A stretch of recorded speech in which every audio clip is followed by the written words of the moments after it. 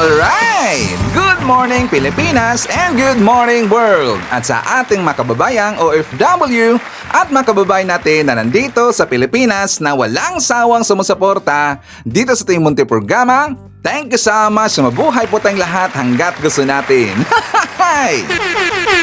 Well, anyways, tuloy-tuloy po tayo sa nagbabalita dito ng mga tamang balita at sagutin ang maling information na ipapakalat ng mga fake news peddlers, ng mga anti-Marcos, lalong-lalo na doon galing sa mga DDS na mga saltik makabayan. Yes, dapat silang sagutin. Bakit? Kasi baghayan ito sila na lagi pong naninira araw-araw kay BBM at sa Marcos administration sa katagalan bakabayan, akala mga paninira, ba totoo yan sa bata ng ibang tao. So dapat silang sagutin kasi ang bagong Pilipinas, bawal po ang mga sinungaling. At syempre, kasama niyo pa rin si Sir Ivan, ang pinakabulol na vlogger sa balat ng YouTube, pero bibigay sa inyo ng mga totoo at mga preskong balita na kinukuha natin sa ating kapitbahay na social media. Sa magandang buhay sa ating lahat mga kabayan and a happy Friday sa ating lahat. Okay, so before na mag-start mga kabayan, well syempre, as usual, i-check muna natin ang ating mga viewers na may maraming comment dyan sa baba sa ating comment section, ang ating pong top 5 commenters. At natisang listahan, ang nanguna po sa Ma'am Lerma Sondita. Meron siyang 91 na mga comments. Nandiyan rin po si Jel Manalo. Meron siyang 46 na mga comments. Lynn Gonzalez. Meron siyang 42 na mga comments. Nandiyan rin po si Shane Sibal. Meron siyang 34 na mga comments. And Herminia Zungalia. Meron siyang 18 lahat na mga comments. Again, thank you so much po sa ating top 5 commenters.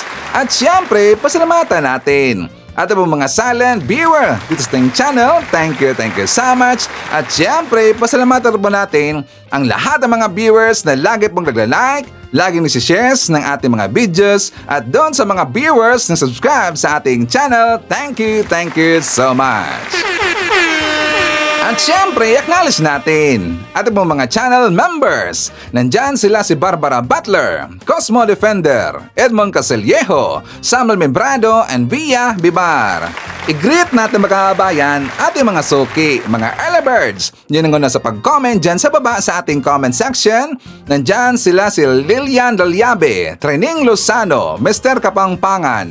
Nandyan rin po si RN MSN 2000 from Los Angeles, Jen Medina, Jen Rabara from UK. I-shoutout natin si Maria Teresa Balanguet, Francier Mariano, Felicidad Solitas, Merna Pitaliana. Nandiyan rin po si Aurelia Adina, Sir Jaime Garcia, Nia Wilson, at saka shoutout natin si Direk Erwina Argilies at ang kapisanan ng mga direktor ng pelikulang Pilipino under Direk William. At syempre, hindi na nakalimutan ating i-shoutout ang ating mga pinalangga na mga legends, ang mga senior citizens. Sala po, kumusta ang lahat? And also, i-greet natin ng happy birthday si Cons Vasquez. Siya po ang brother or kuya ni Maria Victoria Vasquez. At syempre, i-greet natin ng happy birthday ang lahat ng mga viewers na nag-birthday ngayong araw. Happy birthday! Okay, so kumusta ang lahat mga kabayan? How are you today? Well, today is March 28 mga kabayan, and I think we already know na birthday ngayon ni Digong. So i-greet natin si Digong mga kabayan. So before tayo pupunta doon sa mga topics natin, mga main topics natin, pag-usapan natin ito pong si Senator Amy Marcos, pag-usapan natin si Sara, pag-usapan natin yung mga banat ng mga DDS, and also lalong-lalo na yung mga paninira po, mga fake news, mga DDS, i-debunk natin mga kabayan. Okay? So before tayo mag-proceed doon, siyempre i-greet muna natin si former President Rodrigo Duterte, si Tatay Diggs mga kabayan. Tawagin natin Tatay Diggs siyempre. So sa mga DDS, i-greet lang namin i-greet namin po ang iyong tatay na kung saan kay PRRD, kay Tatay Digong, happy birthday. And we are wishing for your good health, and I'm hoping na happy ka. Pero sure kami na happy ka dyan sa loob. Kasi nga, you're in good hands kasi meron po mga nutritionist 24 hours po na nakatingin sa iyo. And also, meron pong dyan mga doctors at saka meron rin pong coach, siguro coach, para po sa inyong pag-exercise daily para healthy tayo, para malakas tayo, tay. Okay? So, I'm hoping po na happy ka dyan. At saka dapat magpakalakas ka kasi nga meron kang hearing dyan na kinakaharap. So, every hearing, dapat healthy po ang ating pag-iisip. Okay, tay? So, again, happy birthday. And also, Tatay Diggs, meron pong kakanta sa inyo ng happy birthday. For more details, let's watch this. Para sa nagdiriwang ng kanilang kaarawan. Happy birthday, ang bati ko, ang bati namin sa iyo. Nawa ay lumigaya ka. Gago! At abutin mo pa sana ang maraming kaarawan.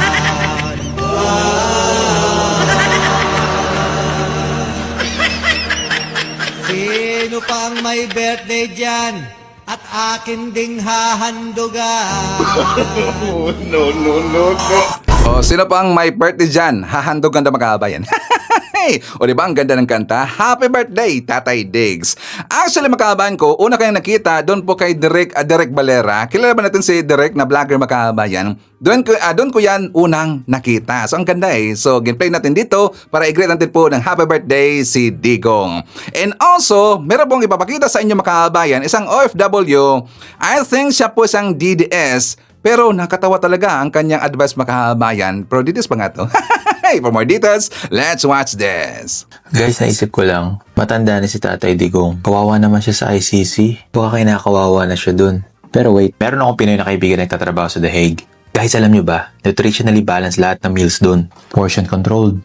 3 meals a day na supervised by nutritionists. Limited processed food. Walang MSG. Regular medical checkups. Tapos gusto niyo siyang pauwiin at his age. Para bumalik siya sa diet na lechon, chicharon, sisig with extra rice, tsaka SNR pizza. Kawawa naman si tatay kung iuwi natin siya. Tayo nga nagbabayad ng thousands para makarating ng Europe at ma-experience yung healthy European lifestyle. Visa applications, embassy interviews, bank statements, health insurance. Bilang nagmamahal kay tatay, dapat isipin natin kung ano yung best para sa health niya. Hayaan na lang natin makomplete niya yung wellness journey niya sa Netherlands para humaba yung buhay niya, okay? DDS ba yun? Parang hindi yata. So nga mga DDS, pauwiin niyo pa ba si Digong ngayon? Gusto niyo pa bang pauwiin tong si Digong? Di ba healthy na ho siya doon? Maganda na po ang kanyang kalagayan doon. Di ba? Nasa maayos na kalagayan itong si Digong. Sinabi na nga na ba nung tao na yon, hindi ko lang sure siya ba ay kakamping, siya ba ay loyalista, siya ba ay DDS, I'm not sure. Pero okay po ang kanyang advice makabayan na doon lang po ito si Digong. Kasi nga, di ba? 24 hours siya na siya po'y naaalagaan makabayan. At saka sure tayo na happy po itong si Digong kasi nga malayo siya sa mga surot na ginagamit lang si Digong para sa kanilang personal na interest makabayan. Sakto ba Sir Ivan?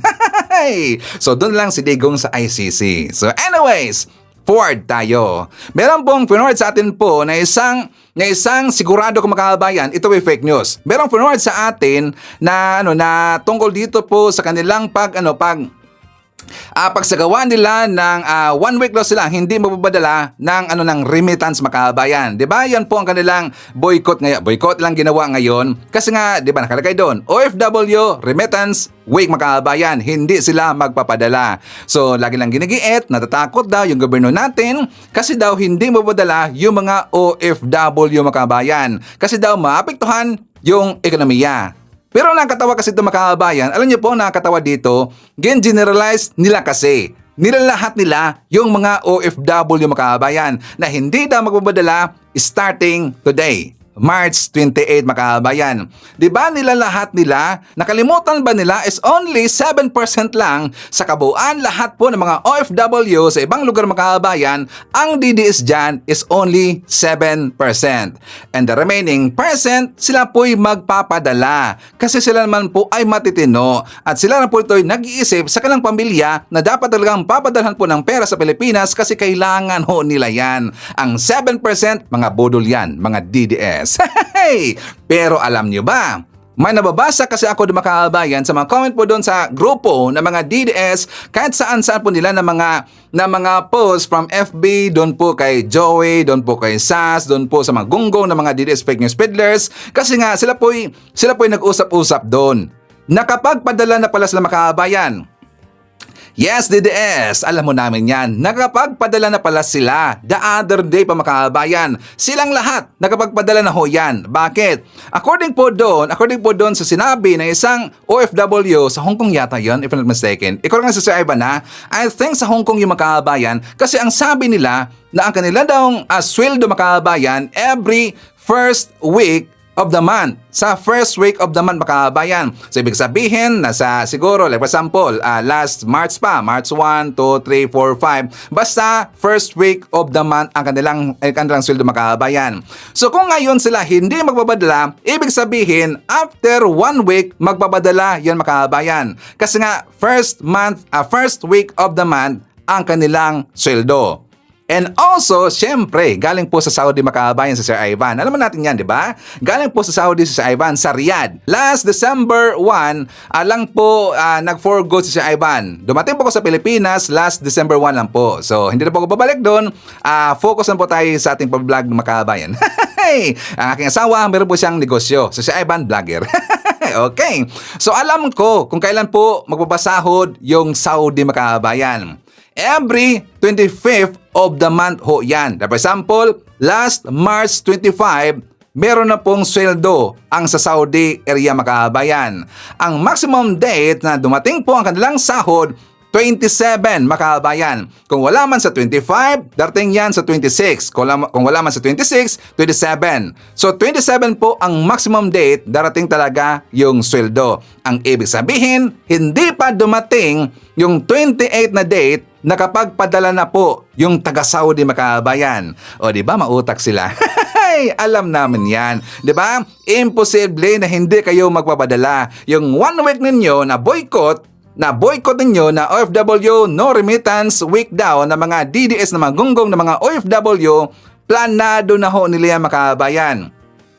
Kaya nga, hindi naman trigger ang gobyerno natin. Hindi naman trigger ho yung sinabi po ni Juan Ponce Enrile. Sila lang po ay gin-educate mga kababayan. Ang consequences niyan, gin-educate lang po. Pero hindi yon na-trigger ang gobyerno natin. Hindi rin po na-trigger yung ating mga banks dyan sa dito po sa Pilipinas mga kababayan. Hindi po trigger, hindi po natatakot ang bangko natin dito at saka pati po mga remittances dito sa Pilipinas. Hindi. Kasi alam nila ang mga OFW, magpapadala talaga yan mga kababayan. Magpapadala talaga yan. Okay. So ngayon, meron forward po ang ating kababayan, ating viewer mga kababayan. Ito'y paninira. Ito po'y pananakot. Ito po'y paninira sa mga bangko mga kababayan. So dito sa post, una mga kababayan, na screenshots, actually nag-viral na ito ngayon. Nakita ko doon sa post po na isang kilala po na DDS mga kababayan, umabot doon ng almost 500,000 na yata yung shares nito. Ang dami talaga Ang dami po ng shares mga kababayan. Almost 500,000 na po yung shares nito. Ibig sabihin, marami na pong nakakita nito mga kababayan. Siyempre, dahil marami pong nakita nito, marami rin po sigurado tayong nagalit sa bangko. Ito'y tungkol po sa sinagawa nila na no remittance day, yung week makabayan ng mga OFW ng mga DDS. So, sabi dito, screenshots na kumalat. Sabi dito, kalami daw mangumot og naong dihas taga Malacanang karon. Ibig sabihin, sabi niya, ang sarap daw mangurot or mangcrumpled ng mukha makabayan sa taga Malacanang. Sabi niya, kasi daw inumpisahan na daw makabayan. Inumpisahan na daw, nagpadala daw siya kanina or kahapon, nagpadala daw siya ng pera kahapon, pero ginhold daw ang $200 or US dollar makabayan. Ginhold daw nila yung $200. Kasi daw makuha daw ito sa March 31 pa daw mga kababayan. Sabi nila, kasi nila ang binanggit ito eh. Sabi nito, March 31 pa nila daw i-pay out kasi daw yung papasok daw na pera mga kababayan during sa zero remittance week. Ang ibig sabihin, kaya nga galit siya. Sabi na, pinagmumura niya makabayan, na sarap daw imudmod yung mukha, yung ulo daw sa semento. Sabi niya, galit daw siya makabayan. So, babalikan na po natin yan. So, dagdag pa dito sa screenshots, nakita natin, sabi niya, oo, Jan, nag-send daw siya ng $400. Pero, kinuhaan daw ito, pinakuhaan daw niya ito ng fee. So, nagpadala na lang siya ng $392 na lang kasi kinuhaan po ng fee makabayan. Pero, ang na-payout, ang nakuha ng makabayan is only $192. Ang ibig sabihin, yung $200 ginhold makabayan. Pero makuha ba daw yan this coming March 31 pa daw. At ang pinuntahan niya na bangko is Union Bank makabayan. So sabi dito, which is the merchant, so sabi daw na meron daw sa memo, hindi pa daw i-pay out ang full amount makabayan. So ganyan, galit siya. Okay, so clear na natin. According sa kanya, nagpadala siya ng $400. So dahil po kinuhaan na ito ng fee makabayan, $392 na lang. Pero ang na-pay out, ang sa pinadalhan niya makabayan is only $192. Ang ibig sabihin, ginhold po yung $200 makabayan. Para daw, kadahilanan daw ito, sabi niya, kadahilanan daw ito sa isinagawa daw na zero remittance week na mga DDS OFW makabayan. Okay, so clear na. Para sa akin, ito'y katarantaduhan. Ito ay kasinungalingan makabayan. Bakit sa Ivan? Ano napansin mo? Napansin ko kasi, bakit gin-highlight niya yung zero remittance week daw makabayan? Zero remittance week, ito daw ay memo ng bangko. Imposible, ito po yung magiging memo ng bangko. Imposible yan makabayan. Diba? Wala namang pakialam ang bangko sa isinagawa po ng zero remittance week ng mga DDS. Bakit? Mas marami pa ho mga OFW ang babawadala po ng remittance makabayan or bank to bank. Correct ba, Amurong? Diba? Anong pakialam po ng bangko? Wala ho yan. Karapatan ho yan makabayan ng mga DDS. Kaya, ang bangko, steady lang ho sila. Para sa akin, walang memo na ganyan makabayan. Imposible yan. So, nagsukit-sukit itong si Ivan. Sukit-sukit talaga, Bisaya eh. Naghanap ako ng mga ebidensya makabayan. Ito talaga, at saka mapaputahanan natin dito na ito'y fake news. Nakita ko doon sa ibang mga post makabayan kasi nga ito po yung gipan ni-repost. Siya nga pala, galing ho ito sa isang nangangalan na Rob Rances makabayan.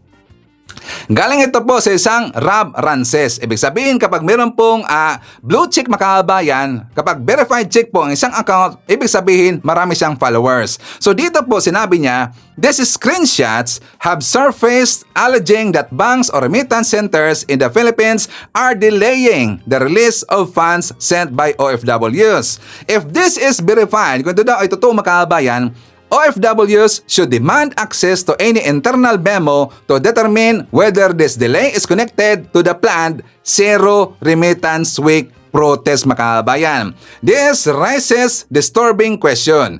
Is it legal under Philippine law to withhold OFW remittances for political optics? So nagtanong si makabayan, what gives banks that right to hold back money that has already been sent, cleared, and deducted from OFW salaries abroad? Is political paranoia now more powerful than financial ethics? So syempre, ang mga DDS, hindi kasi nila yan iniintindi makabayan. Kasi makafocus na ho sila doon sa issue na kumalat na meron ng delay na makuha ang kanilang ipapadala or kanilang ipinadala makabayan. Doon sila magfo-focus. Pero syempre, doon po sa mga explanation po ng ibang mga expert, hindi sila makikinig. O di ba kaya nga mag-viral yan? Kasi nga very big issue yung makabayan.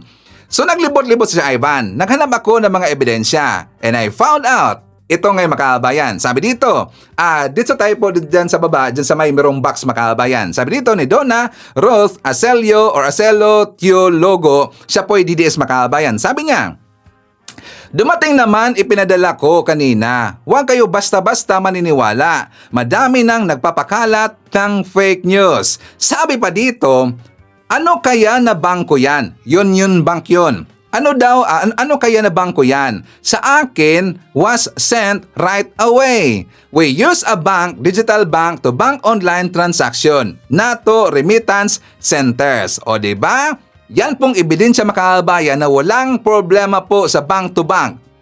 O ikaw po ay magpapadala po through bank mga kababayan. Walang problema. Wala na pong problema sa mga remittances. Yan, clear yan DDS. Diba? Mismong kaalyado ninyo ang nagsabi niyan.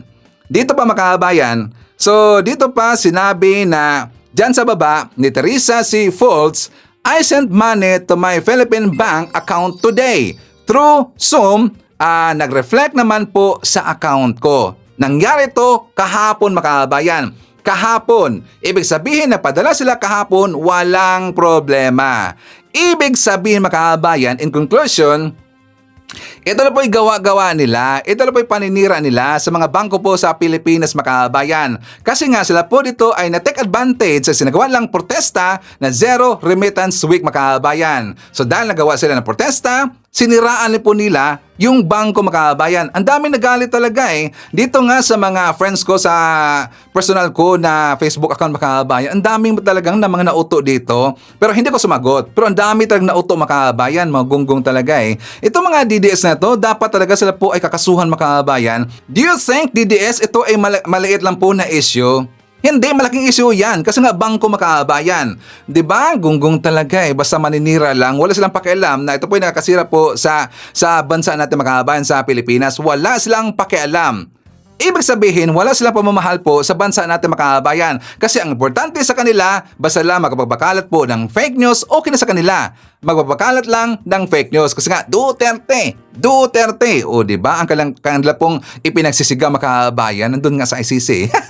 Kasi nga, maraming kaso yun eh. At saka nauto sila ni Digong makabayan. Ang daming kalokohan po ng mga Duterte. Do you think na walang pera ang mga Duterte? 'Di ba? Inuuto lang po kayo, mga billionaire yan. Marami na ho mga nakulimbat yan. 'Di ba? Nandun po nakalagay sa kanilang sekreto na mga joint bank accounts sa iba't ibang lugar makabayan. Ang daming nauto, gunggong talaga eh. And also, for the makabayan, okay, so madibang tayo. I am very sure na nakita niyo po itong post ng isang babae na nandun po ito. If I'm not mistaken, nandun po ito OFW sa Hong Kong makabayan. Yung tungkol doon sa pag-splice niya sa video ni PBM tungkol doon sa sex education makabayan. Diba? Tinangka niyang siniraan si PBM. Gin-splice niya yung video ni PBM na kung saan ang pangit talaga pong pakinggan kapag splice na video makabayan. Pero ayaw ko lang po i-play dito kasi alam mo natin, narinig niyo na po ito makabayan. Di ba ang sabi po doon ni PBM or dito lang muna sa kanyang captions makabayan, sabi dito, tuturuan daw na magganon daw ang 4 years old na bata makabayan. Diyos ko, sabi niya. Sabi daw ni PBM, tuturuan daw na magganon ang 4 years old. Diyos ko po. Sabi niya, nakakabahala na talaga ang mga sinasabi dito. Tama pa ba ito? 'Di ba? And take note makabayan. Nag-viral ho yan. Marami pong nag-repost niya makabayan. So napag-alaman ho natin na nandun pala ito sa Hong Kong. Isa po siyang OFW makabayan. At saka sa full speech ng video po ni PBM, di ba siya po ay nag-oppose, siya po ay nireject niya yung final po na Senate bill ni Senator Risa Hontiveros tungkol doon sa sex education makabayan. Kasi doon kasi po sa Senate bill na ginawa po ni Senator Risa Hontiveros, gusto niya kasi na lahat po na mga ng mga eskwelahan makabayan tuturuan ng sex education, sabi niya. So explanation doon ni PBM na hindi dapat daw lahat kasi nga tuturuan pa ba daw yung 4 years old na bata na magganon makabayan? Diba? Yun po explanation niya. Kaya yan po'y nireject niya. Hindi pumabor si PBM sa ginawa po na Senate bill ni Risa Hontiveros. And the rest, gin-explain niya makabayan. Pero doon kasi sa video po ng babae na to, gunggong kasi gin-splice niya. So ang pangit talagang pakinggan makabayan. So siya po'y isinumbong namin. sa NBI. Nag-forward po ako doon sa NBI makabayan. Kasama po natin mga iba't iba po na mga pro-admin vlogger. Di ba? Pati rin po si Sangkay makabayan. And also, if not mistaken, kasama rin po namin si Koy, si bahay ni Koy makabayan. So, of course, si Sir Ivan, nag-forward po tayo ng complaint doon sa NBI makabayan. Ginsumbong mo natin, ginsumbong na itong babae na to, nalaman namin, taga Hong Kong or nandyan po sa Hong Kong, isang OFW. Siguro nakita niya ang mga post makabayan ng kasamahan po natin na mga vlogger.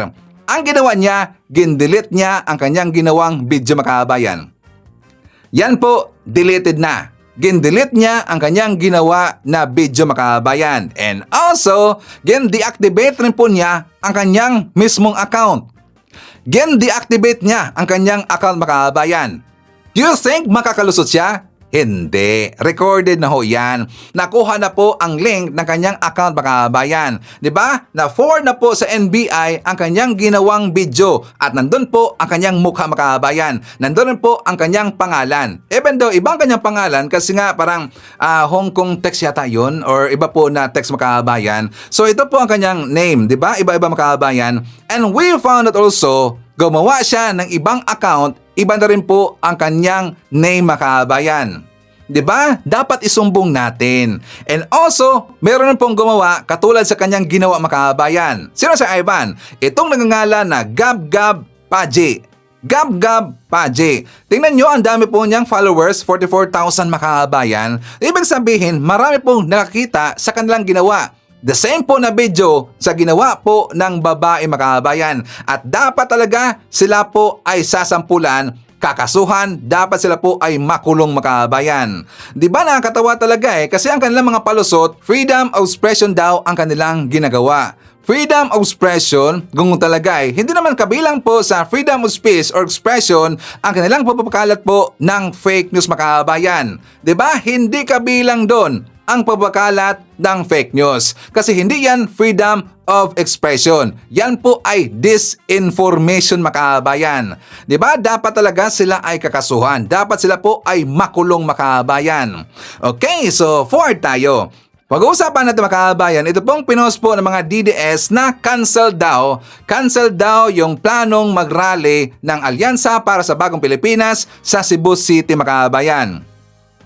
So nag-post po ito si John G. E. Gonzalez. Sabi niya, just in, Alyansa campaign rally canceled Cebu daw. Sabi niya, or Cebu back out kasi di makakuha ng tao. Pati daw yung Bulacan, Pampanga, Jensan, Coronadal, supposedly after Cebu. Also, not happening daw makabayan. Grabe, di na daw nakahakot ng mga tao. People are mad. Galit na galit daw yung mga tao sa Alyansa para sa Bagong Pilipinas rally, yung Senate slate po ni PBBM. Galit na makabayan kaya daw kinansel daw Cebu City kasi daw hindi sila makakuha po ng mga tao. Cebu City pa, walang tao makabayan. That is very big impossible. Makikita nyo na lang. At hindi po totoo na canceled ang Cebu City makabayan. Nandyan po ako sa GC. Kasama po ako sa GC sa Alyansa makabayan. Wala pa pong date para sa Cebu City. And I've heard ang plano makabayan siguro by next month, by April ang sabi nila. Pero wala pa pong exact date ang rally sa Cebu City. Kaya fake news ang kanyang sinabi makabayan. Don't worry, Junji. Don't worry. Kapag meron ng schedule sa Cebu City, papadalhan kita ng schedule. Diba? So, ito ang totoo. Ito ang hindi fake news makabayan. Yung kinansel nila, yung Padapa Laban Rally doon sa Iloilo City makabayan, di ba? Yan po'y ibinalita po, kinansel nila ang kanilang plano na mag-rally doon sa Iloilo City. Bakit? Kasi nga, ito tayo literal po. Galing po sa source namin na mga kakampings kasi nga Iloilo makabayan. Alam mo natin 'di ba sa Iloilo ay maraming kakampings ho diyan. At saka talagang galit na galit kay Digong yung kakampings makabayan. Galit talaga ni kay Digong at saka ng Padapalaban ang Iloilo makabayan. 'Di ba? Kaya nga kinansel nila, hindi sila tumuloy kasi nga wala sila makuha doon or mahakot na tao sa Iloilo. Yun ang literal na totoo. yun ay hindi fake news. Kinansin nila ang plano nilang rally sa Iloilo mga kabayan. Okay, again, so jump tayo sa ibang balita. Pag-uusapan natin yung nakakatawang mga kabayan kasi nga kilala ba natin si Ballpoint Man, yung grupo nila ni Boss Mike Cervera mga kabayan. Tsaka lagi niya mga kasama ni Mimalis siya. Si Ballpoint Man mga kabayan biglang sumulpot doon sa live ni Joy Diviver. Saan ko ba Joy Diviver? Merong nag-correct kasi Ivan Nakalimutan lang kung paano yun i-pronounce mga kabayan. Diviver ba yun? Joy Diviver. Basta siya si Joy Cruz mga kabayan. Siya si Joy Cruz. Biglang sumulpot ito si Ballpoint Man doon sa isinagawang live stream ni Joy Cruz. So ang kanyang banat doon mga kabayan tungkol ito sa bigas. For more details, let's watch this. Yun po. Andito si Ballpoint. Okay. Magandang gabi po. Magandang gabi sa lahat. Ayan na, gusto ko lang klaruhin po. Ayan na, magandang gabi po sa inyo, sa host. Ayan at sa kasama mo po, magandang gabi. Ayan na, gusto ko lang klaruhin kasi sinasabi po ng karamihan ngayon na si PBBM daw po ay nangako, okay? Nangako daw po ang ating Pangulo ng 20 pesos na bigas. Hindi yun yung topic ni Ballpoint. Hindi, wag kang mag-alala. Pero ito yung issue eh. Pwede mo po bang masagot kahit hindi yan yung topic? Sagutin mo. Hindi nyo masagot. Bibigyan kita ng 100,000 ngayon. 100,000 po. Wala akong pakialam sa 100,000 mo. Hindi, Wala akong hindi. pakitago mo. Mapapahiya ka sa audience mo. Promise, mapapahiya ka. Oh, asan yung yung bigyan mo ako ng video. Pag nabigyan mo ako ng video na nangako yung Pangulo, bibigyan kita ng 100,000. Gcash. Ako ba nagsabi niyan? Oh. Ako ba nagsabi niyan? Pero habang yung mga kasama mo nagtatapik ng ganyan, hindi mo ba sinabi sa kanila? Kasama ko. Okay. Tangina. Hindi naman germane sa topic. Diyan ka sa likod. Hindi kita tatanggalin. Pero makinig kang tanga ka. Gusto mo makipag-argue sa akin? Di ba? Na-high blood si Joey makabayan. Hindi kasi makasagot. Pero marami kasing tanga makabayan ng mga DDS, sumakay pa rin doon sa sinasabi nila ng iba na nangako daw si PBM na gagawin niyang 20 pesos per kilo ang bigas. Diba? Yan kasi ang lagi lang banat. Nasaan na daw yung pangako ni PBM na bangag na gagawin daw niyang 20 pesos per kilo na bigas. Pero kapag hihingian sila ng ebidensya makabayan na video na sinabi mismo ni PBM na siya ay nangako na gagawin niyang 20 pesos per kilo na bigas, wala silang maibigay. Diba? Diba? Puro lang banat na ganyan, puro lang paninira na ganyan. Magkaiba naman kasi ang pangako sa ambisyon. Kaya nga hinahamon kayo, bibigyan kayo ng pera, Gcash. Basta makapagbigay lang kayo ng video, ebidensya na sinabi mismo ni BBM na siya ay nangako. Gagawin niyang 20 pesos per kilo na bigas. Diba? Yan ang challenge galing sa amin. Magunggong kayo eh. Para ma-educate kayo. Kasi napaka-close-minded ninyo. Talagang saradong-sarado na mga utak ninyo. Talagang kayo'y nabili na ang inyong pag-iisip. Hindi na kasi kayo gumagamit po ng critical thinking. Kasi nga, saradong-sarado na ang inyong pag-iisip. O, di ba? Okay, so before na mag-jump po sa next tabi makakabayan, mamaya pag-usapan na ba natin si Senator Amy Marcos, si Sara, and the rest makakabayan. But before that, shout out natin. Nandyan po si Omay Awish, Joseph Forton from Cebu City, Rodmark Asuncion, Mary Lynn Digma, nandyan rin po si I Like Fish Dude, Percival Tabao, RG Roduyo, nandiyan rin po si Munes Borromeo, Jocelyn Katsota, nandiyan rin po si Edita Bumahit, Angelita Holsanger, shoutout natin si Florifigo Mapa, Lenny Ramos, Noel Lofamia, Maria Teresa Kimpo, and hi to Jade Glory. Okay, mga kababayan ko, alam naman natin, ito pong si Senator Amy Marcos, siya na po umalis po sa Alyansa para sa Bagong Pilipinas, yung Senator slate po ni PBM. Di ba? Kumpirmado na po, final na, siya na po ay umalis sa Alyansa Makabayan. At sana sumama na rin po itong si Villar. Si Camille Villar, sana po umalis sa Bumkabayan. Okay, so ngayon, ito kasi si Senator Amy, kung bakit siya umalis Makabayan sa Alyansa, kasi mas pinili niya na maging spokesperson ni Digong Makabayan. 'Di ba? Yan na po ang bagong bansag sa kanya. Spokesperson na po ni Digong itong si Senator Amy Marcos. Kasi nga love na love niya si Digong Makabayan at siya po ay nababagakasakali na makuha niya yung suporta, yung boto ng mga DDS Makabayan. 'Di ba? Nakalimutan ba niya na hanggang ngayon ayaw rin sa kanya yung mga DDS? Kay diretso, ilog siya Makabayan. Imbes na po'y naglaro, siya po'y naglaro sa dalawang ilog, dito rin siya sa ilog. Ayaw sa kanya yung mga DDS Makabayan. At dito sa video na to, ipapakita ko sa inyo na talagang ginamit niya dito yung mga OFW Makabayan. Sumakay siya sa issue na sinagawa po ng rally doon sa The Hague sa Netherlands na mga DDS OFW Makabayan. Gunggong talaga eh. At saka ipinilit niya ang kanyang ginawa na hearing na pananagutin niya daw yung merong sino pong dapat panagutin doon kasi daw sa feeling niya Makabayan, meron daw nilabag na batas yung ating gobyerno sa pag-aresto kay Digong Makabayan. Pero ito muna ipaparinig ko sa inyo. For more details, let's watch this. Hindi natin na hindi pa tapos to kasi may mga warrant pa na ilalabas. Alam natin na may 5 nang narinig tayo na laman nung ikalawang warrant na mula sa ICC. Kung tama ba ang proseso, or kung hindi tama ang proseso, hindi na dapat maulit. So, importante yon.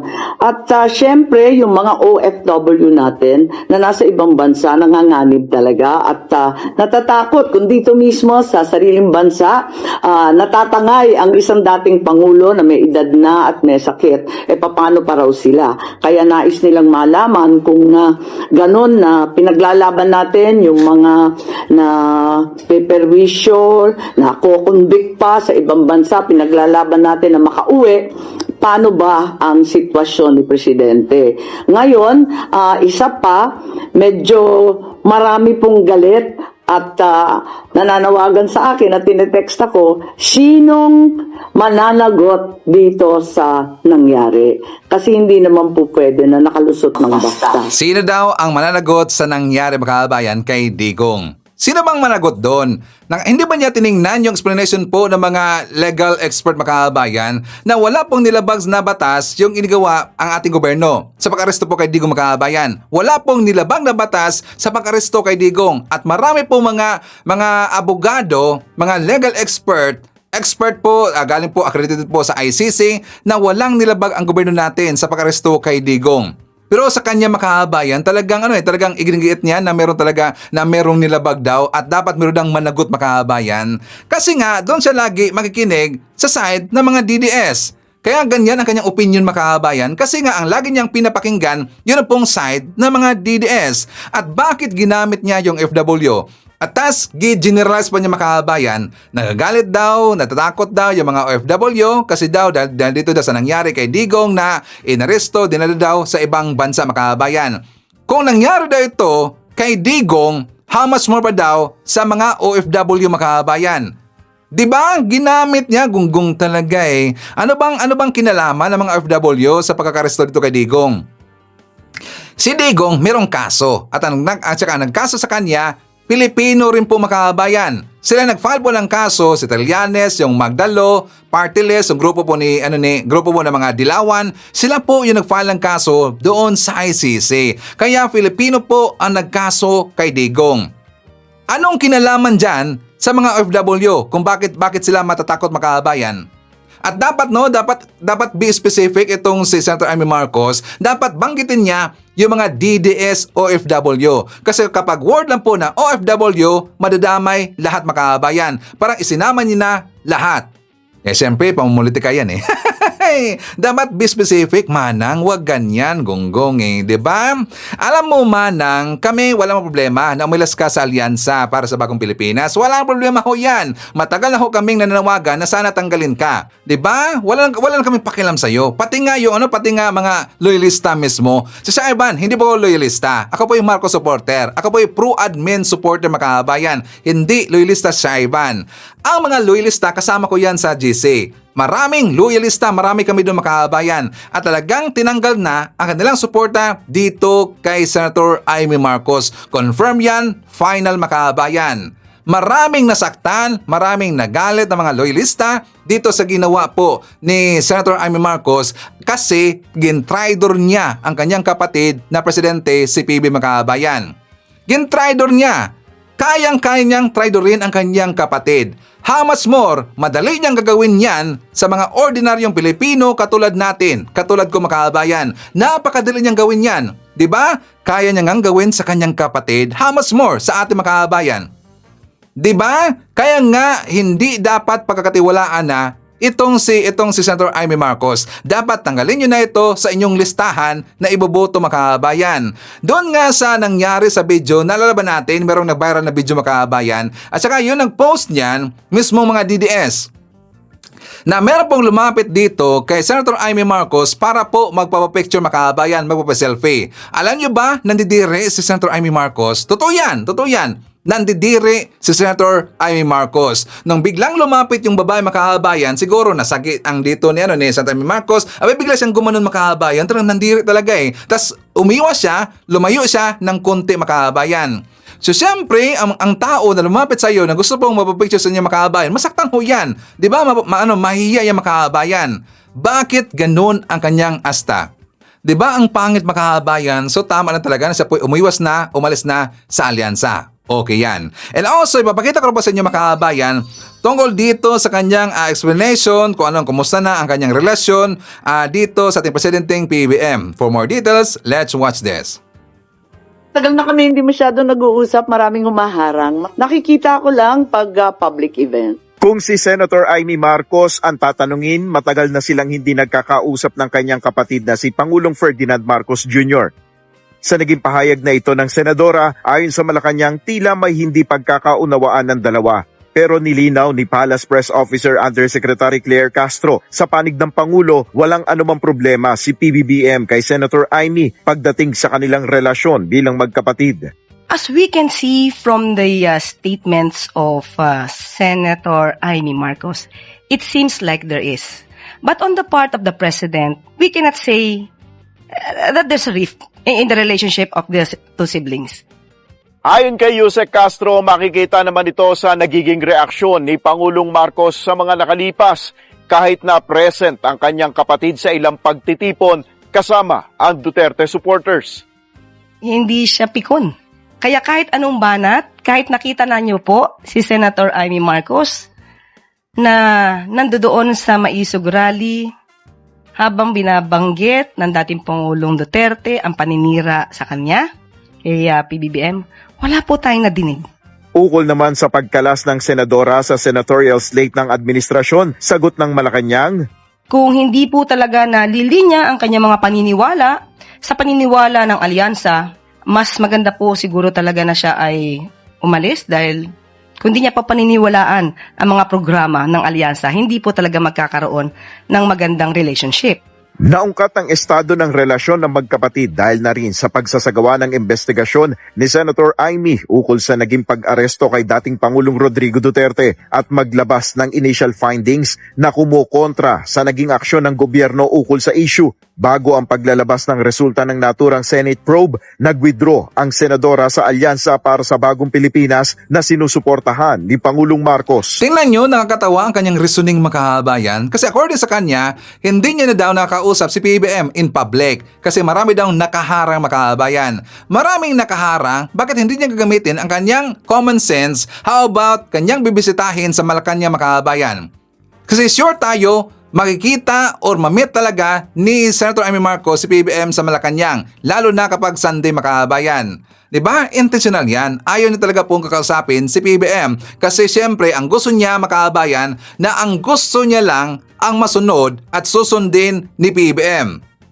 Diba? Kahit na inaapak-apakan na si PBBM ng mga DDS makahabayan, kahit sinisiraan na ng sangkatirbang paninira at katakot-takot na paninira at saka gintraidor na si PBBM ng mga DDS, okay lang sa kanya. Pero nakita natin, talaga pong gintraidor ni Senator Amy Marcos ang kanyang kapatid makahabayan. Very obvious naman talaga yan eh. Kitang-kita ho yan. Hindi lang po sa iba nasasabi niyan, pati po ang mga loyalista. Well, siya nga pala, i-clear ko lang dito kasi baka meron pong mga bago makabayan tungkol doon sa sinabi ko na hindi ako loyalista. Yes, totoo yan, hindi ako loyalista. Kasi nga ako po ay isang Marcos supporter, ako po isang pro-admin supporter, iba naman kasi ang level ng loyalista makabayan. Ayaw kasi na iangat ko yung bangko dito, di ba? Ayaw kasi na ako na mismo yung mag-label sa aking sarili na ako po isang loyalista. Ayaw ko ng ganyan makabayan. Iba naman kasi ang level po ng Marcos supporter at saka yung loyalista makabayan. Ibang level ho yan. Kasi kapag babanggitin natin yung loyalista, talaga pong nananalaytay na sa kanilang mga kaugatan, kaduguan makaabayan, yung pagiging loyalista. Nasa dugo no nila yung makaabayan. Nasa history na nila yan, di ba? Si Ivan, bago ho tayo. Ibig sabihin, Marcos supporter si Ivan. Okay, nagets na ba? Ipapakita ko po sa inyo makaabayan yung tungkol doon sa sinabi po ni Senator Amy Marcos na kanyang preliminary findings sa isinagawa niyang hearing. Pero siya po ay sinupalpal dito ni Yusek Claire Castro makabayan. For more details, let's watch this. Preliminary finding pa lang to na talagang walang obligasyon ang Pilipinas na iaresto si dating Pangulo, na yung ating pamahalaan ang determinado na lumahok dun sa pag-aresto ni Presidente Duterte at ikatlo na nalabag ang ilang karapatan ni Presidente Duterte sa ilalim ng Saligang Batas ng Pilipinas. Isiniwalat ni Senator Amy Marcos ang inisyal na ulat ng Senate Committee on Foreign Relations sa isinagawa nitong pagdinig sa Senado noong nakaraang linggo. Kaugnay ito ng investigasyon sa legalidad ng pag-aresto kay dating Pangulong Rodrigo Duterte at pagpapasuko sa kanya ng gobyerno sa International Criminal Court o ICC. Ayon kay Senador Amy Marcos, diffusion notice lang ang natanggap ng pamahalaan na hindi nag-oobliga sa Pilipinas na isuko si dating Presidente Duterte sa ICC nang walang extradition o surrender. Kahit noong matapos isagawa ang provisional arrest sa dating Pangulo, wala rin anyang indikasyon na hinihiling ng ICC na ilipat o isuko si former President Duterte sa naturang international tribunal. The Philippines had no legal obligation to arrest former President Rodrigo Roa Duterte and turn him over to the International Criminal Court. What was received was only a diffusion notice, not verified or approved by the Interpol Secretariat. No verification by the Interpol whether the request complied with Article 3 of their Constitution, forbidding Interpol from undertaking any intervention or activities of a political, military, religious, or racial character. Sinabi rin ng senadora na may mga pagpaplano na rin ginawa ang mga kaukulang ahensya ng pamahalaan bago pa ang March 11 kung kailan inaresto si Duterte. Samantala, iginiit naman ni Palace Press Officer Undersecretary Claire Castro na walang nilalabag na anumang batas ang gobyerno sa pag-aresto sa dating Pangulo na taliwas sa preliminary findings ng pagdinig na pinangunahan ng presidential sister. Ganyan po ang kanya magiging opinion kung ang kanya mga nakausap ay ang mga Duterte supporters. Pero kung titignan po natin ang ibang mga experts, katulad po nila Justice Carpio, Attorney Butuyan, at yung ibang mga nagsasabi patungkol sa batas natin na RA 9851, maiiba po ang kanyang tingin sa nasabing issue. Sagot naman ng Malacanang, dapat unawain din ni Senator Amy ang layo ng executive privilege at iginiit na walang itinatago ang gobyerno ukol sa naging pag-aresto kay dating Presidente Duterte. Kasi ito pong executive privilege is rooted from the separation of powers. So may mga pagkakataon po talaga, including po yung mga issues concerning national security, diplomatic relations, military affairs, and internal deliberations within the executive branch. Hindi po ito dapat nais na po publiko. So magkakaroon po ito ng undue encroachment by one branch of the government over another. So wala po tayong itinatago. May mga pagkakataon lamang po na yung ibang mga napag-usapan ay hindi dapat isinapopubliko. Okay, so pag-uusapan natin si Sal Panelo makabayan. Di ba meron pong banan si Sal Panelo dito kay Senator Amy Marcos? So dito sa pagpapaipal, dito po ginamit ko lang ang word ng DDS ginamit ko lang makabayan, dito daw sa pagpapaipal, sa pagpabida-bida na ginawang hearing ni Senator Amy Marcos at saka pamumulitika makabayan. Diba? Ito kasi ang nakita ni Sal Panelo. So, sabi ni Sal Panelo mga kababayan, kung may nakita siyang grounds na pwedeng, sabi niya, itong clear niyan, sinabi po na word mga kababayan, sabi niya, kung talagang mali ang ginawa ng gobyernong ito at ang pinuno ng gobyerno ay ang iyong kapatid, maghain ka ng impeachment laban sa kapatid mo sapagkat yan ay culpable violation of the Constitution. O, di ba? Nakita dito ng butas si Sal Panelo kay Amy Marcos makabayan. Dito sa ginagawa niyang pabida-bida. Ay, word yan ng DDS ha? Word yan ng DDS, pabida-bida. O, di ba? Nakita kasi ng butas itong si Sal Panelo. Which I agree makabayan. Sakyan natin yan. Di ba? Dito kay Senator Amy Marcos. Kung may nakita siya na mali at nilabag po na batas si PBBM, mag-file siya ng impeachment case makabayan. I challenge you, Senator Amy Marcos, mag-file ka ng impeachment case dito kay PBBM. Makakalusot kayo yan sa kamara? Makakalusot kayo yan sa House of the Representative makabayan? I don't think so. Sa House of the Representative, nako hindi yan. Malabo makabayan. Sa Kamara pa, ay nako malabo yan. Kaya nga i-challenge natin si Senator Amy Marcos, mag-file siya ng impeachment case kay PBBM. Kung sa tingin niya na may nakita siya na paglabag ginawa ang ating Pangulo makabayan. Which sakto naman yon ang sinabi po ni Sal Panelo. Pero itong nakakatawa makabayan. Kasi dito na po sa sinabi ni Sal Panelo, 'di ba alam mo natin, 'di ba, sinakyan nila yung issue po or pag-aresto dito kay Digong. Kasi itong pag-aresto kay Digong, 'di ba, sabi ni Panelo, kung may Cory magic noon daw, may Digong tragic ngayon daw makabayan. Nagets man natin, sabi ni Panelo, ito yung exact word makabayan, na kung may Cory magic daw noon, may Digong tragic daw ngayon makabayan. Pag na-ICC si Digong daw, automatic, Sara na raw makabayan. Yan naman kasi ang kanyang ibig sabihin. Yan po ibig sabihin niya makabayan, na kung may Cory magic noon, meron dang Digong tragic ngayon. Na dahil daw na-ICC itong si Digong, automatic daw maging Sara na makabayan.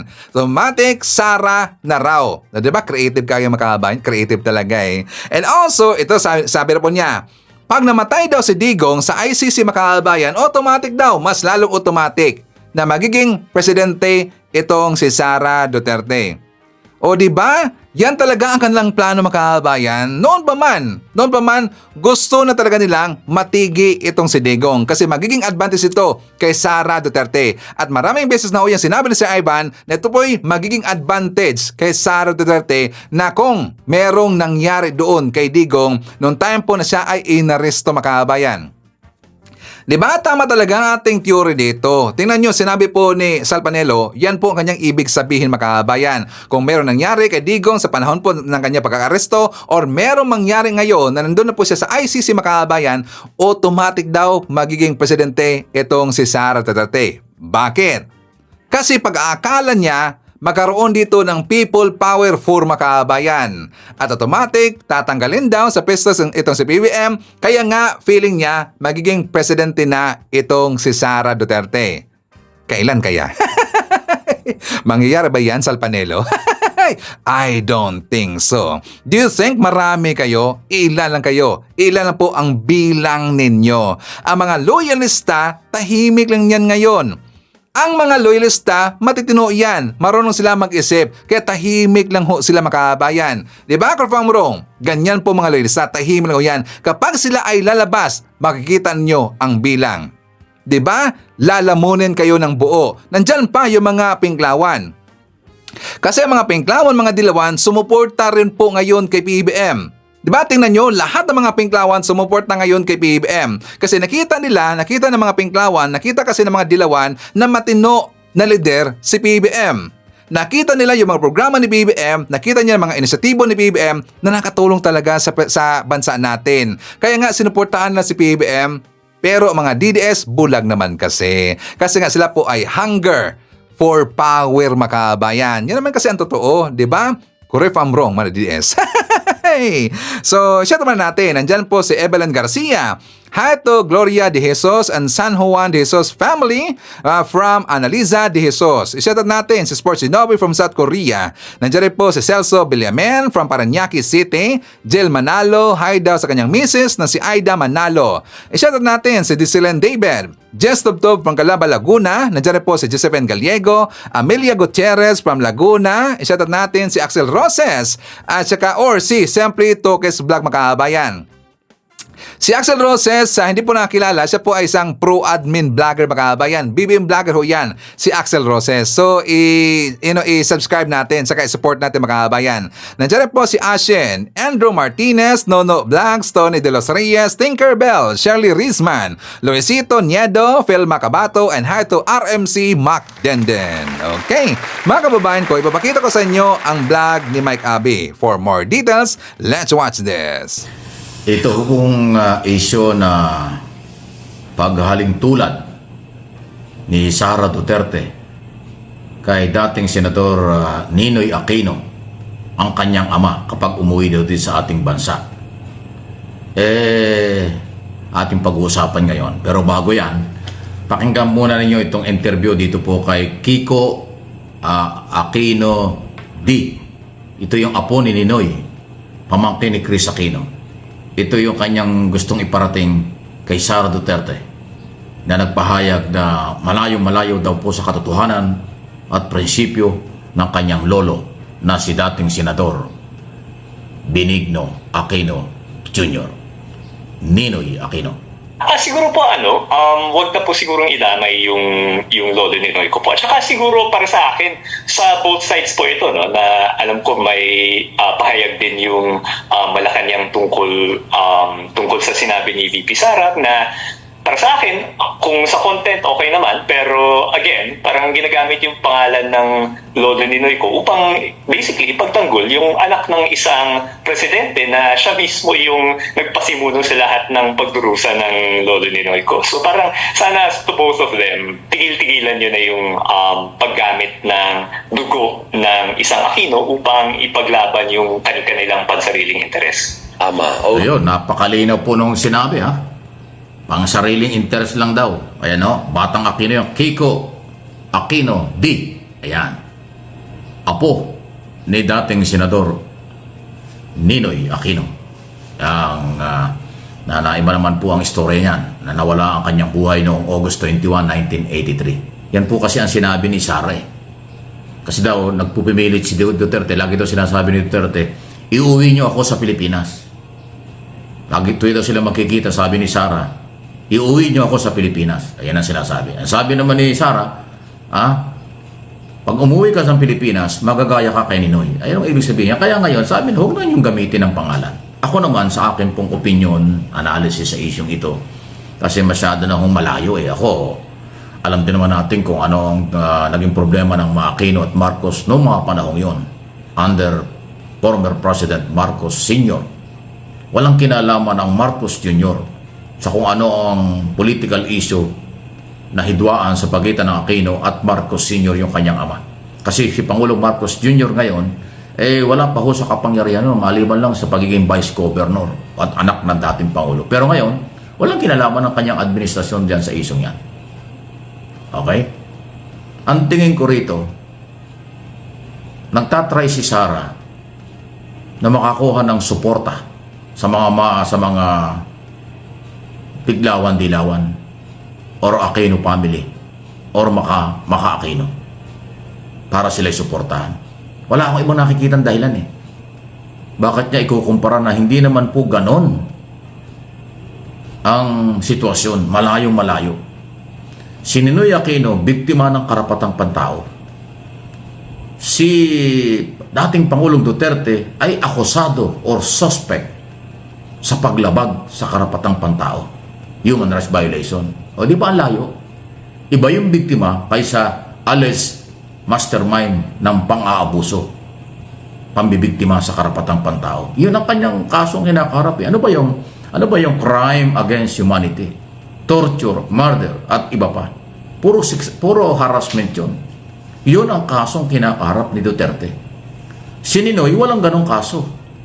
Siya yung biktima ng political harassment at saka po ng kung ano-ano ng mga panahon yun.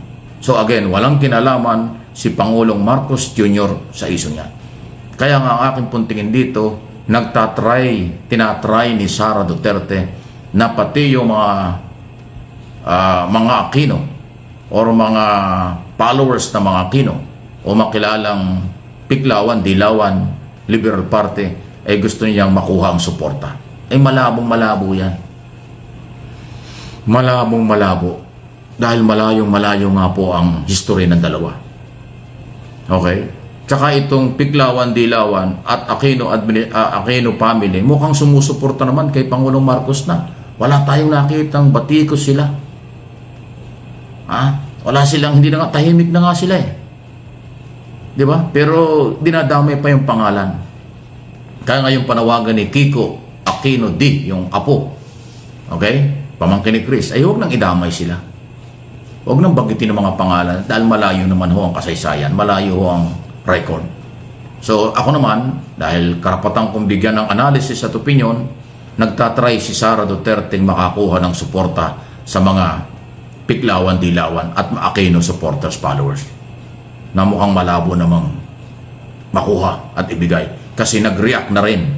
Yun na nga, sabi nga ni Mr. Kiko Aquino D, huwag nyo kaming idamay, wala kaming kinalaman dyan.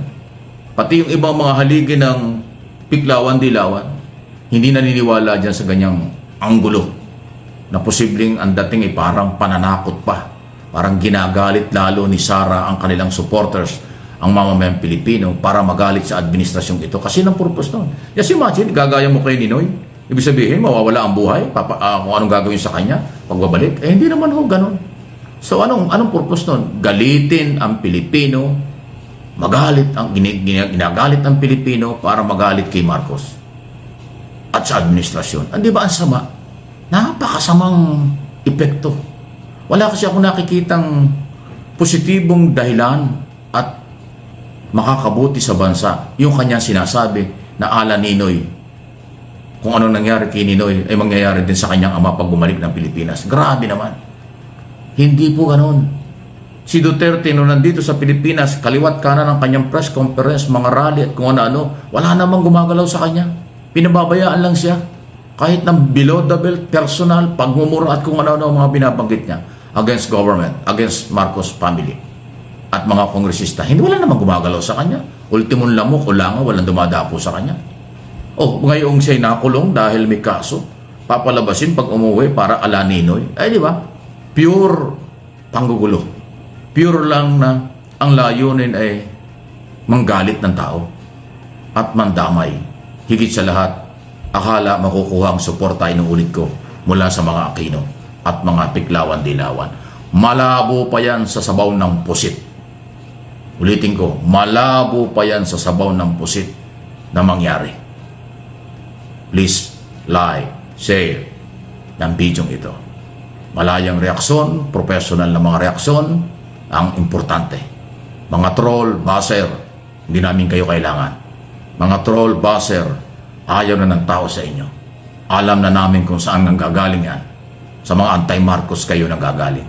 Walang buzzer at troll at fake news sa nagmamahal sa bansa. Nagmamalasakit sa gobyerno, tumutulong kay Pangulong Marcos. Wala pong fake news yan. Yung mga anti-Marcos hindi tanggapin ang katotohanan, dyan nanggagaling ang mga illegal na balita or fake na mga balita. Kaya identify na kayo. Naghahanap lang ng mga sapat na ebidensya ang pamahalaan. Kakasuhan kayo. Hindi yan pananakot. Mangyayari po yan. Abangan! Okay, kasama rin po natin sa Testa Maliwan, Jemmy Pioan, Elina Cao, Ja Daga. Nandiyan rin po si Sonia Hasigawa, Elsa Hoffman, Osborne Gislani. Kasama rin po natin si Trinidad Lozano, Norma Ordonio, Evelyn Isidro, Bibi Garcia, Ruth LG, Felicitas Manibog, Jeco Jerry Cabreros, Dolo Grazaga, Flory Cardinas, and hi to Elsa Saboko Hieronimo Singgian. Okay, syempre mga kababayan ko, hindi na kakalimutan ipakita natin dito yung mga balita, mga good news, mga ginagawa po nating gobyerno at lalo na siyempre kung yung mga lakad po ni PBM, ang kanya mga meetings, kung saan po yung kanyang ginagawang proyekto at siyempre at the same time, ipakita po natin dito sa mga anti-Marcos, sa mga haters, sa mga bashes natin na meron pong tinatrabaho si PBM. Kasama rin po dito sa ating balita ang mga inisitibong ginagawa ng ating gobyerno kung ano ang ginagawa ng mga ahensya natin para mapaunlad pa ang bansang Pilipinas. For more details, let's watch this. Nakipagpulong si Pangulong Ferdinand R. Marcos Jr. kay Department of Agriculture Secretary Francisco Tiu Laurel Jr. para talakayin ang mga proyekto para sa susunod pang 3 taon.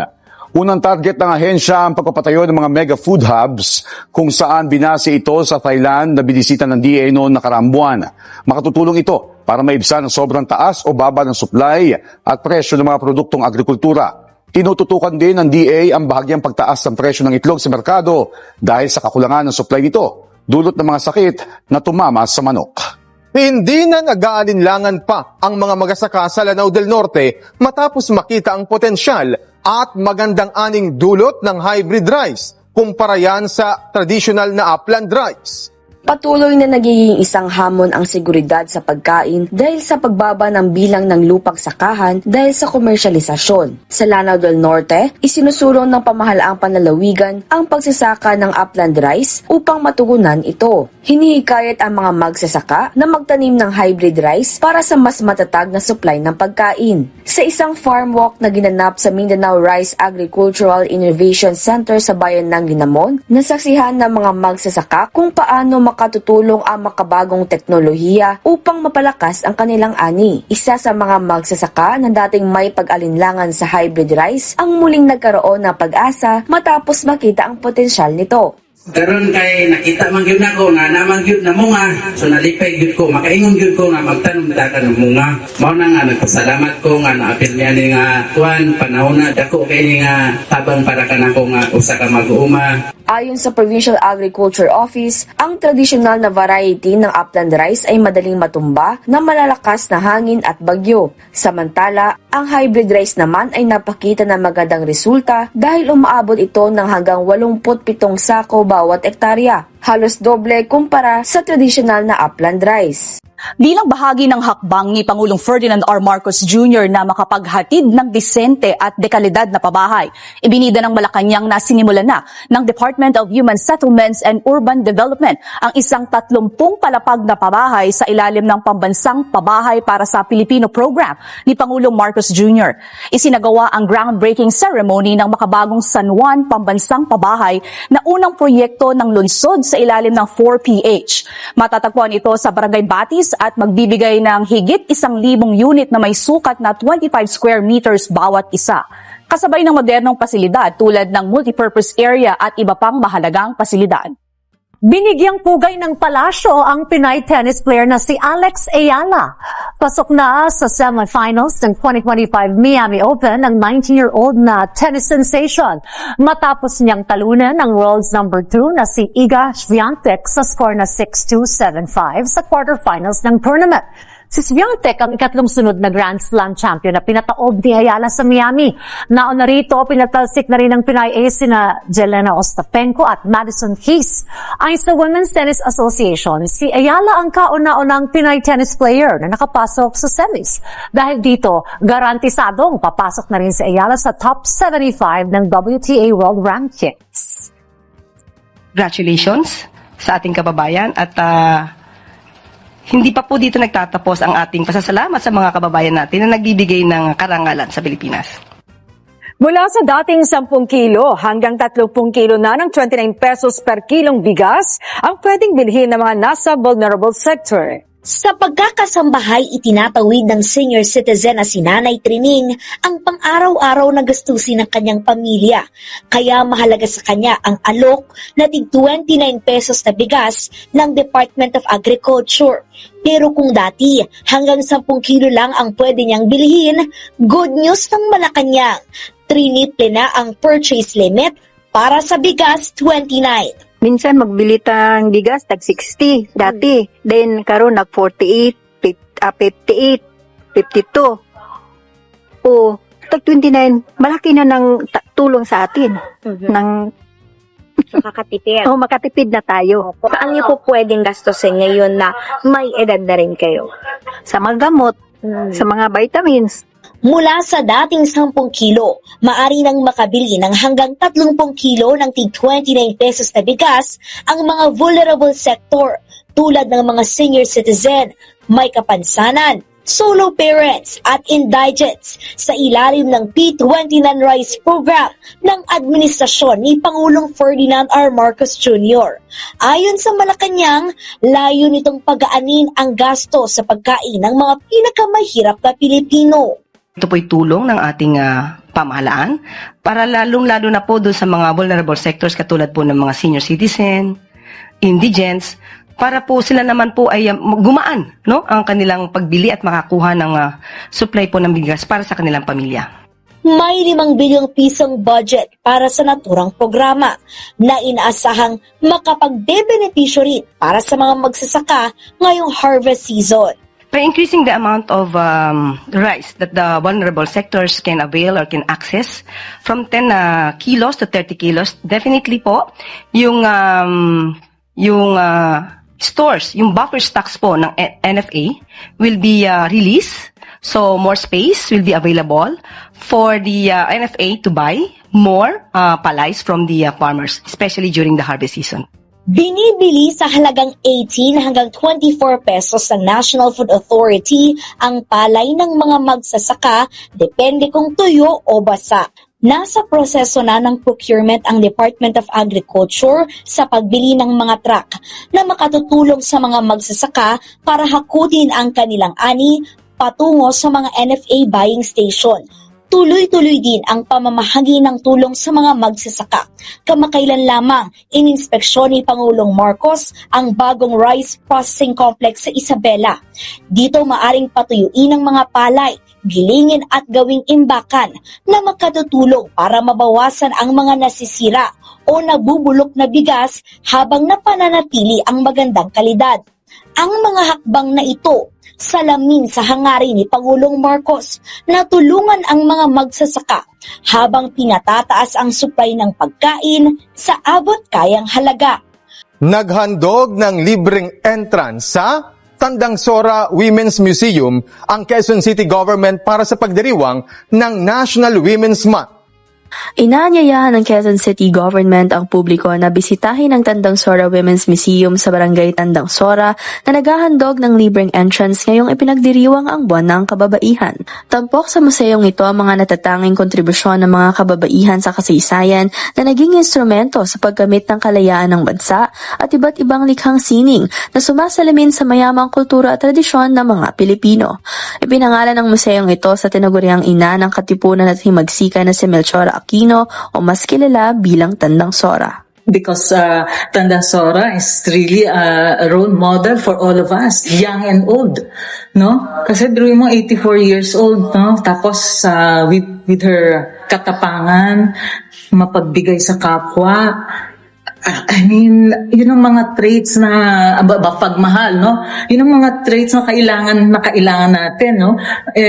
So that also inspired the concept of the museum, yung virtues ni Tandang Sora. Tsaka open sa mga tao. Isang makabago at kapaki-pakinabang na teknolohiya sa paggawa ng abaka wine ang natuklasan ng University of Southern Mindanao.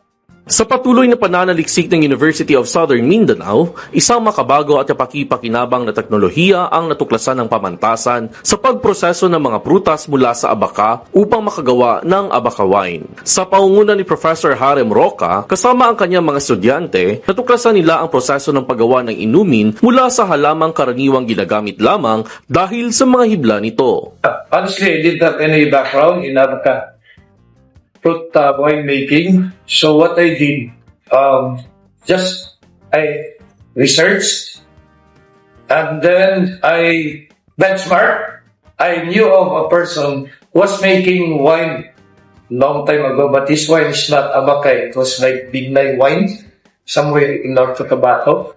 And then he was very kind enough to share his expertise. And then I went to his lab for wine and asked for some tips. how could I make my own wine? Dagdag pa ni Roca, ang Abaca Wine ay hindi lamang isang inobasyon sa larangan ng teknolohiya, kundi isang hakbang din tungo sa pagtulong sa mga magsasaka ng Abaca para sa karagdagang kita. Ang inobasyong ito ay mahalagang alternatibo sa mga tradisyonal na agricultural products ng rehiyon at isang hakbang patungo sa pagpapalaganap ng sustainable farming.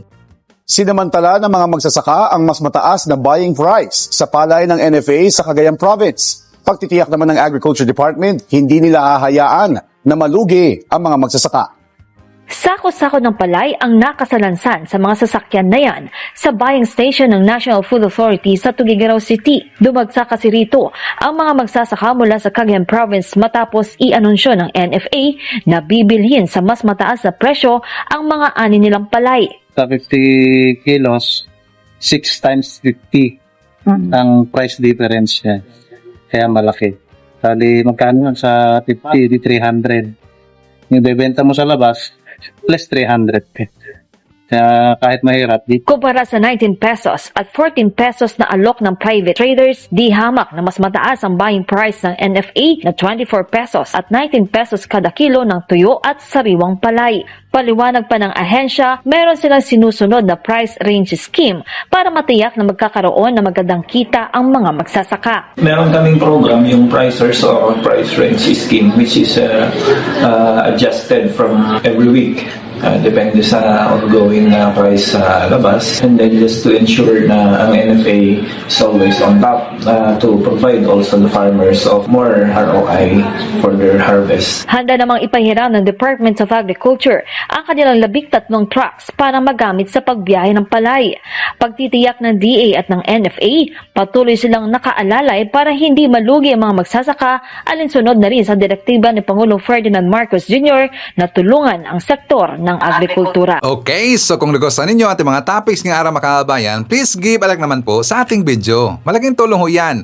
At kung hindi man kalibisan sa inyo, please i-share natin ating mga vlogs mga kababayan para marami itong matulungan po ng mga kababayan natin na nabulag ng kabilang kampo dahil sa mga DDS fake news peddlers. Okay, so please like and share.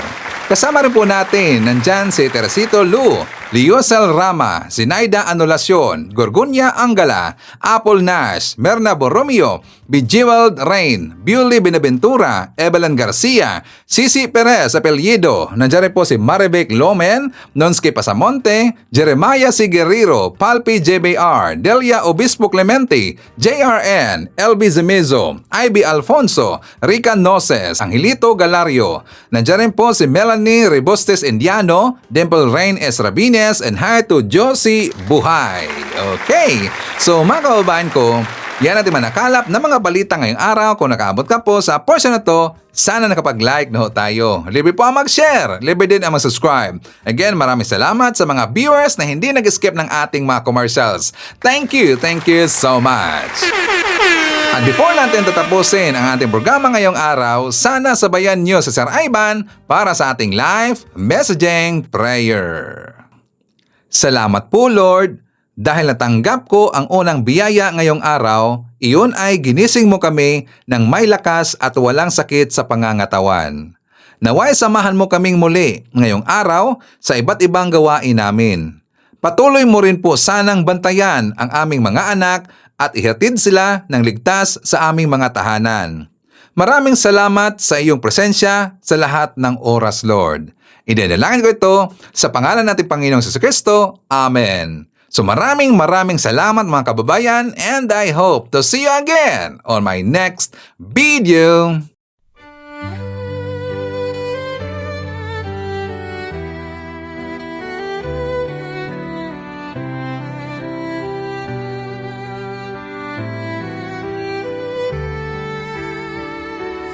Bawat hakbang, tinik ang iyong daan. Sa sariling bayan, ika'y hinusgahan.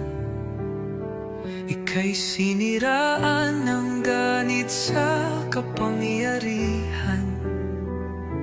Agilang nagnakaw ng pera ng taong bayan.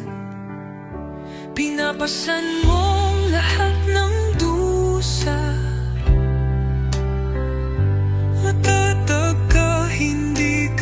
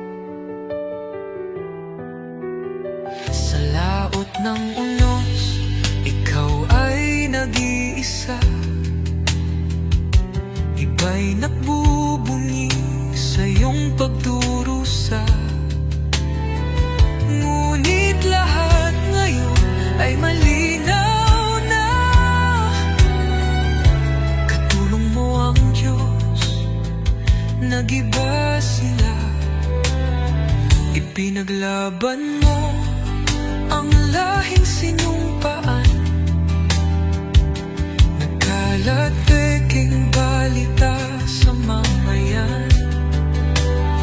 Binabaliktad nila ang katotohanan, pero hindi na naig ang kanilang kadiliman. Bongbong, hindi ka kailanman iiwan. Loyalistang hanggang dulo ay nandyan. Kasama mo kami sa lungkot mo at saya. Pagkat Pilipinas, ikaw ang pag-asa. Ikinuhit ng kasaysayan ng pangalan mo, dalisay. Ngunit bakit tila nais kang burahin at si Apolacay? Sa iyong mga mata, may luha ng matinding pagdurusa. Ngunit sa puso mo, bayan pa din ang inuuna. Bongbong, hindi ka kailanman iiwan. Loyalista hanggang dulo ay nandyan. Kasama mo kami sa lungkot mo at saya. Pagkat Pilipinas, ikaw ang pag-asa. Bawat hakbang, tinik ang iyong daan. Sa sariling bayan, ika'y hinusgahan. Ika'y siniraan ng ganit sa kapangyarihan. Hagilang nagnakaw ng pera ng taong bayan. Pinapasan mong lahat